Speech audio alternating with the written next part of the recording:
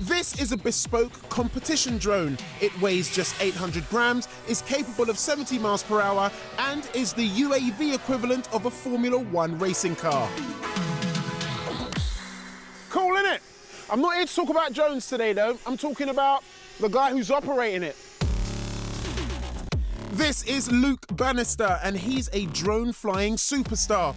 In 2016, and at the age of just 15, he won the World Drone Prix in Dubai, the world's biggest and most lucrative drone race.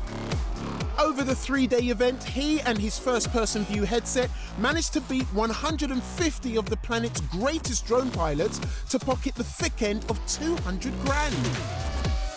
So you're a world champion. How long had you been flying drones before that?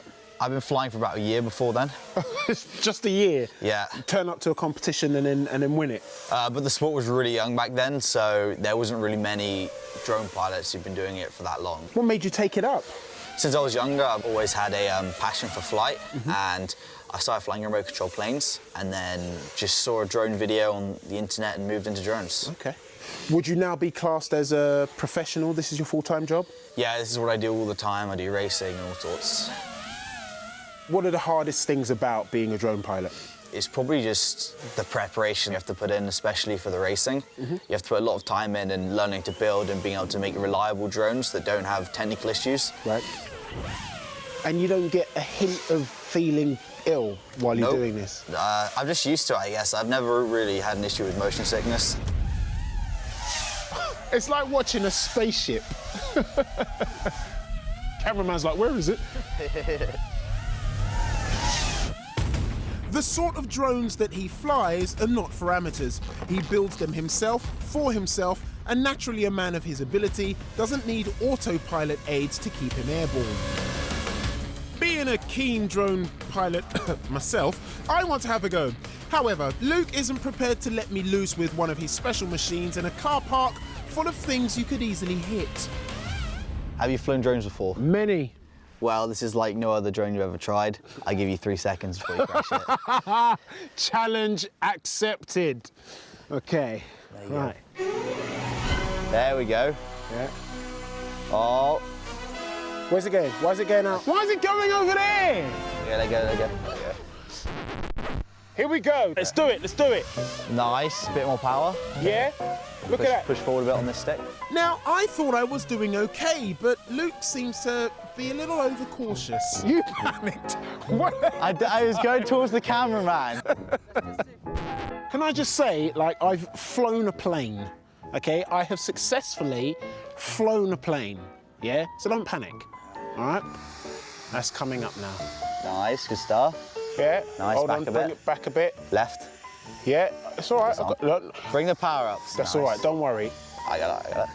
Where's it going? I pulled it back. Okay, all right. I'll take that back. But nothing I'll was take that happening. back. I think his controls are a little bit off. They work for him, but like when somebody else comes with a slightly different way of operating things, like the control doesn't like it. Okay, so it's harder than I thought, but I'm not too fussed because that was just the starter. For the main course, I'm going to serve up a challenge that will push my talented young pilot to the limit. Now this is more like it. Yes, you can hoon around through hoops and around sticks with that, but in a race, this is winning. I don't think so. Oh, you would say that, though. You know what I mean? And this is a Porsche 911, a legendary supercar. And this is the latest version, which has just arrived in the UK. This is an automotive, technological, Germanic tour de force. A top speed of 191 miles per hour, courtesy of 450 horses under the bonnet. It'll go from 0 to 62 miles per hour in 3.7 seconds. Not smiling now, are you? Well, I still am because my drone does 0 to 60 in 1.5 seconds. It should make for an interesting race still. Well, it will be if you're driving. That's where you're right, you see. They won't allow me to drive such a prestige car. But I play my trump card by getting a professional involved. Yoo-hoo! Christopher! Yes, I've asked championship rally driver and friend of the show, Chris Ingram, to tackle this race on my behalf. He and Luke will be racing up Shelsley Walsh, one of the most famous but shortest hill climbs in the country, where vehicles have been racing up the 1,000-yard track since 1905. It's going to be an all-out sprint to the finish line, with Chris behind the wheel of the Red Beast and Luke at the controls of his Superfly drone.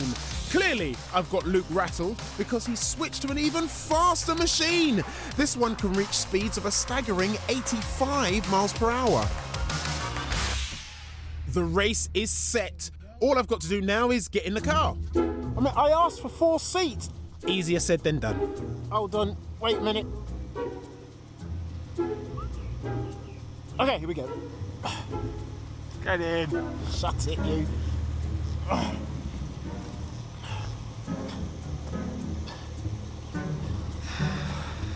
All right, I'm in, Chris. Ready? I'm in.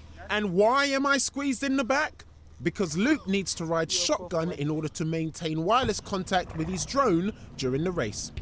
Will Luke follow the course whilst being thrown about in the Porsche? I think I'm ready. Can Chris get the power down despite the wet conditions? We're about to find out. 5, 4, 3, 2, 1. Let's go!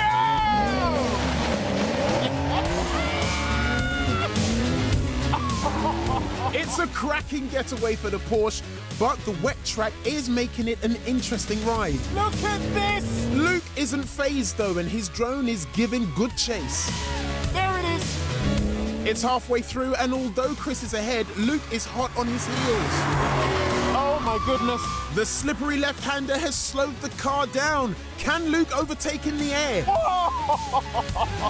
It's the final sprint to the finish line. It's blades versus pistons. See you later. Oh my goodness, he's ahead. See you later. How has he done that? Oh, he's done it. That's He's only gone and done it.